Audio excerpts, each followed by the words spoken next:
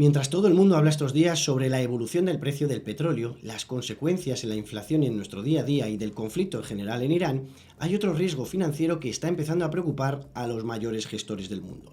Hablamos de empresas como JP Morgan, BlackRock, Deutsche Bank, Cliffwater, Blueowl o Apollo Management. Estas grandes entidades financieras están empezando a avisar sobre tensiones crecientes en el mercado del crédito privado, un sector que ha crecido de manera explosiva en los últimos años, pero sin embargo muestra sus primeras grietas en las últimas semanas. La pregunta es si estamos ante un hecho puntual o incluso ante el inicio de la próxima gran burbuja financiera.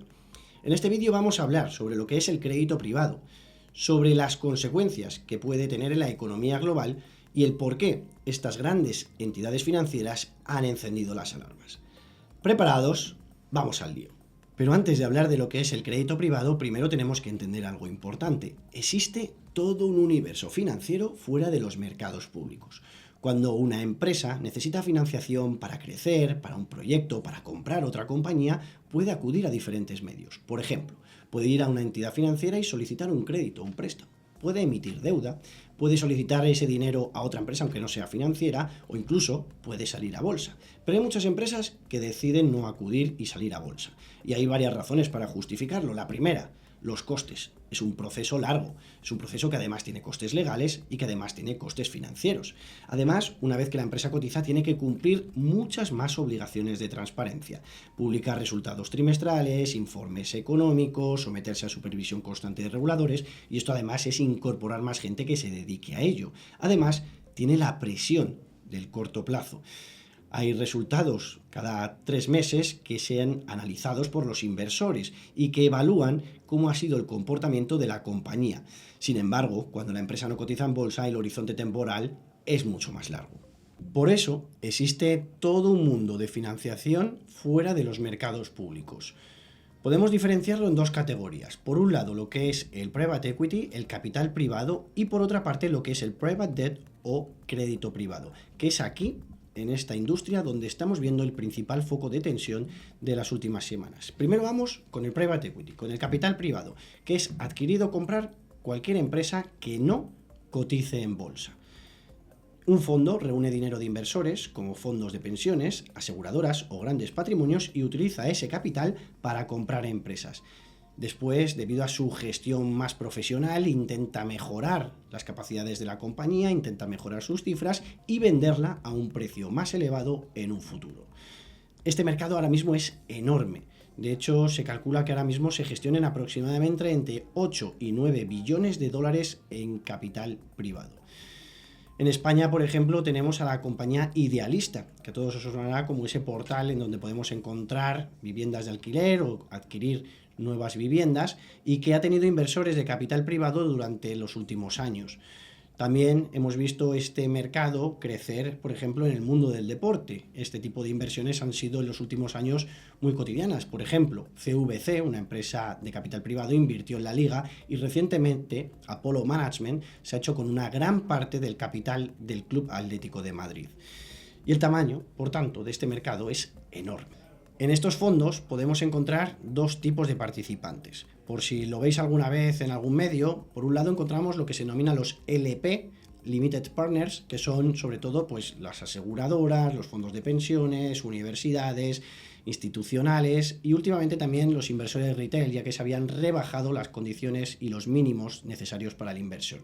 Y por otro lado encontramos lo que se denomina GP, que son los General Partners, que son aquellas personas que se encargan de gestionar el dinero de los LP, de los inversores. Y el funcionamiento, la verdad es que es diferente a lo que podemos conocer en los mercados públicos. Básicamente, nosotros como inversores damos un dinero, lo que se denomina un capital comprometido, en el inicio del periodo en el que el fondo, el GP, vaya a querer iniciar la ronda de financiación. Sin embargo, puede que el GP, ese General Partners, no utilice todo nuestro dinero de golpe, sino que a lo mejor si ponemos 1.000 euros, pues vaya invirtiendo 500, luego 200 y al cabo de los años haya invertido todo, o puede en algunas situaciones que incluso no haya encontrado las oportunidades necesarias y no haya invertido todo el capital comprometido que hemos enviado al principio. Sin embargo, también tiene un inconveniente y es la iliquidez. Nos comprometemos normalmente a un periodo de 10, de 7 o de 15 años, dependiendo del fondo, en el que seguramente vamos a poder encontrar algunas ventanas en las que vamos a poder solicitar reembolsos, pero en el que no vamos a poder recibir el 100% del dinero que hemos invertido y la posible plusvalía de ese capital hasta el final de lo que dure el fondo. Ahora pasamos a hablar de lo que es el private debt o private credit, que es donde decíamos que está el principal foco de incertidumbre actual. Mientras que hemos comentado ahora que el private equity o el capital privado compra acciones, el private debt lo que hace es prestar dinero a empresas. Las condiciones normalmente suelen ser más altas que en una entidad bancaria. Normalmente son empresas que acuden a los bancos y que o bien son demasiado altas esas rentabilidades ofrecidas o que incluso los bancos, por el riesgo que puede tener el sector o la compañía, decide no prestarle dinero. Ante esas circunstancias, esas empresas deciden acudir a estas compañías para que les puedan financiar. Hoy, el crédito privado es un negocio de aproximadamente 1,8 billones de dólares, que ha crecido muchísimo en los últimos años, pero que está viendo cómo este crecimiento tan rápido también está empezando a generar tensiones. Muchos de estos fondos permiten a los inversores retirar su dinero periódicamente, pero el dinero que prestan a empresas suele estar bloqueado durante años, porque los préstamos tienen vencimientos muy largos, y esto crea una tensión estructural. Es decir, los inversores pueden querer retirar su dinero, pero los préstamos no se pueden recuperar tan rápido.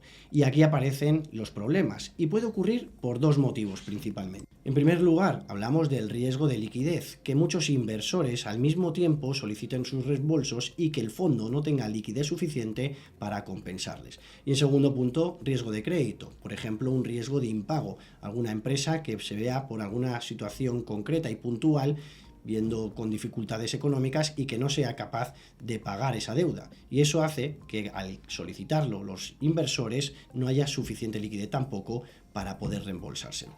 Si se combinan los dos factores, como está ocurriendo en estos momentos, es cuando tenemos esa situación de tensión que estamos viendo en las últimas semanas. Uno de los episodios que más ha llamado la atención para los mercados en los últimos días tiene que ver con BlackRock, la mayor gestora de activos bajo gestión. De hecho, se calcula que tiene más de 10 billones de dólares bajo su supervisión. Lo que ha ocurrido es que los inversores solicitaron reembolsos por aproximadamente el 9% de uno de sus fondos y, sin embargo, la compañía solo pudo reembolsar el 5%. No porque el fondo estuviera quebrado, sino porque gran parte de ese dinero estaba depositado en préstamos a largo plazo. Y esto refleja un problema típico de este tipo de instrumentos financieros, la iliquidez. A todo esto se añade un nuevo riesgo, el impacto de la inteligencia artificial sobre el sector tecnológico, concretamente las empresas de software que durante años han sido grandes clientes de los fondos de crédito privado. Ingresos recurrentes, modelos escalables, nuevas licencias, crecimiento económico, todos contentos. Pero la irrupción de la inteligencia artificial ha generado dudas sobre algunos modelos de negocio y si las empresas pierden competitividad y pierden ingresos, pueden ser incapaces en algunas situaciones de devolver sus préstamos. Y esto es lo que algunos analistas han catalogado como el SaaS apocalipsis. Y además, en las últimas semanas no solo ha sido BlackRock quien ha encendido las alarmas, otras entidades de gran reputación, como es el caso de Cliffwater, han visto solicitudes de reembolso del 14% de su fondo y solamente han podido devolver el 7%. Le ha ocurrido una situación similar a Blackstone, a Blue Owl e incluso JP Morgan ha decidido restringir la financiación a estas compañías. De hecho, su consejero delegado, Jamie Dimon, hablaba sobre ello con una metáfora muy gráfica. Hablaba sobre las empresas del crédito privado como si fueran cucarachas y dice que pueden aparecer más de ellas en las próximas semanas, debido a que hay algunos problemas ocultos que pueden salir del suelo al revisarse las valoraciones. Y en las últimas semanas también ha surgido otra preocupación en lo que se denomina en Estados Unidos como back leverage o incluso podemos denominar como crédito lombardo. ¿Qué significa esto? Imaginémonos que yo tengo una cartera de inversión en una entidad financiera y necesito comprar una vivienda. Tengo dos opciones, o doy la orden de venta de mi cartera para tener liquidez y comprar esa vivienda, o solicito un crédito en el que el colateral o la garantía sea mi cartera. ¿Qué ocurre? Cuanto más tranquila y menos volátil, por ejemplo con bonos, sea mi cartera de inversión, más porcentaje sobre el total de mi inversión me van a poder ofrecer. Imaginemos que tengo 1.000.000 de euros y que 900.000 son en bonos del tesoro. Pues prácticamente os podría decir que nos van a poder ofrecer hasta el 80%, es decir, 800.000 aproximadamente, incluso más, como colateral, debido a que es un instrumento financiero poco volátil.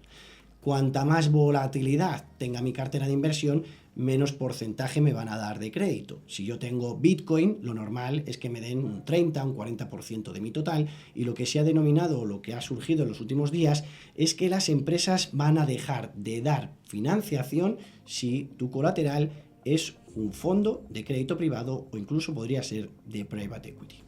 Un estudio reciente de UBS reveló que Deutsche Bank, el banco alemán, tiene una de las mayores exposiciones entre los bancos europeos a instituciones financieras no bancarias. De hecho, se calcula que alrededor del 30% de los préstamos y activos del banco están vinculados a fondos, aseguradoras, fondos de pensiones y otros intermediarios. En comparación, la media entre los grandes bancos europeos es del 8%. El propio Deutsche Bank ha señalado que su exposición directa al crédito privado roza el 5% de la cartera total de préstamos. El banco ha identificado esta área como un riesgo clave y, de hecho, en los últimos días ha tenido grandes caídas en los mercados financieros.